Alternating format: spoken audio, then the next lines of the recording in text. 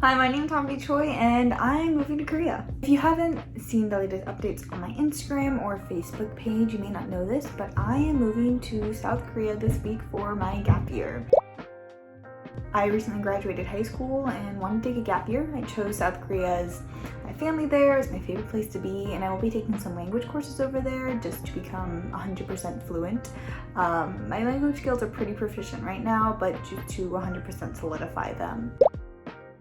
Unfortunately, Stormy will not be coming with me my first 3 months I'm there, as I'm coming back home in November. So I thought I'd show you guys how her living arrangements would be, what I'm doing for her food, and just kind of my prep before I leave my precious baby for 3 months with my parents. Now, the number one question that I have been asked for those that have already seen the announcement is, will I still be creating content?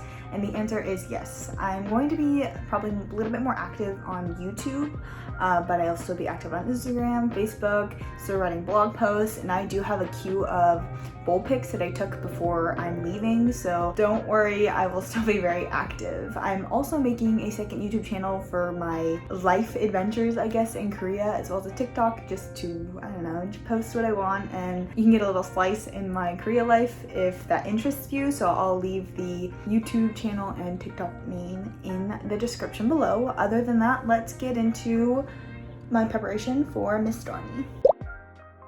So food-wise, my parents still are going to be feeding her raw. Thankfully, they're very supportive and they are amazing to do that. So what I did is I have been feeding DIY raw this whole entire time until I've been leaving, to use up all of the DIY ingredients I had in my freezer. And then I actually have a friend that feeds DIY raws also. She actually recently had a litter, so she is feeding the mama like 4 times the amount she usually eats. So I sold her the rest of the food, so that cleared out my freezer space. And then she's going to be on Bones & Co pre-made and 𝗣𝗲𝗍 raw pre-made.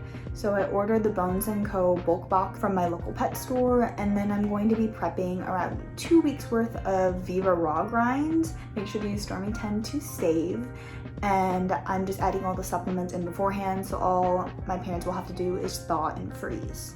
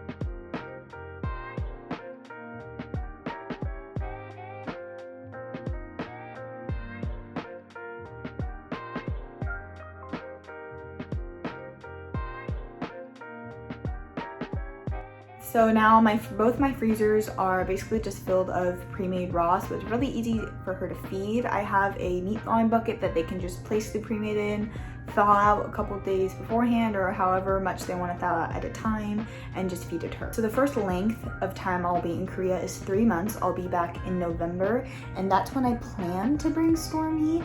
The reason why I'm going by myself at first is just to figure out my living situations, scout out some good raw feeding sources, and just all in all how I'll be bringing her over. There is a slight chance, she's snoring right now, I hope you can't hear that.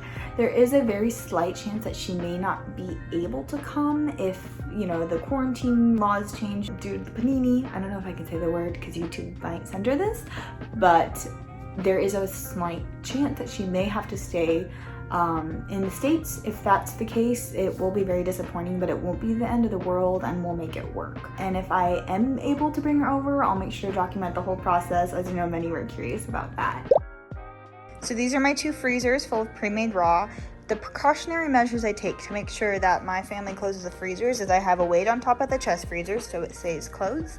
And then I actually purchased a baby lock just from Target, and it's just really easy. It snaps open like that. So every single time they open it and close it, they will have to snap it back into place. And this is just making sure that the freezer is actually closed so none of the food accidentally spoils. As always, thank you so much for watching. If you are interested in following my life in Korea, make sure to check out my YouTube channel and TikTok that I put in the description. And as always keep exploring. Next time I see you, I will be halfway across the world.